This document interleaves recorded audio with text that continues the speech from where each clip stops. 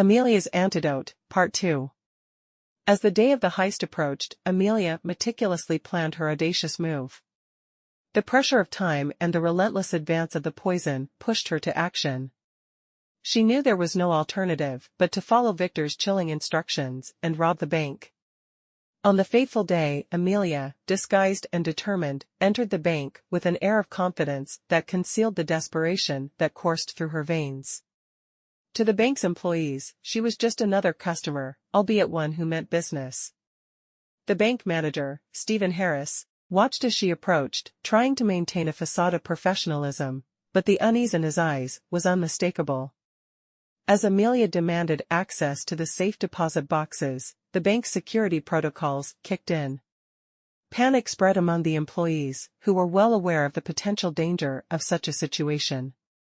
The bank's surveillance cameras captured every moment, and the bank manager, Stephen, had no choice but to cooperate. His heart raced, his palms grew clammy, and his mind raced with thoughts of the safety of his staff and the bank's customers. He was deeply concerned about the potential for violence, given the circumstances. Under the menacing gaze of Amelia, Stephen moved quickly to follow her orders, unlocking the doors to the safe deposit boxes. The rest of the employees, fearing for their safety, watched with bated breath, praying that the ordeal would end without bloodshed. Amelia's heart was heavy as she collected the contents of the boxes, all the while knowing that this act would likely irrevocably change her life. She couldn't help but notice the fear and anxiety etched on the bank manager's face, an emotion he could not conceal. He was caught in a terrifying situation not of his making, and the weight of the responsibility weighed heavily on him.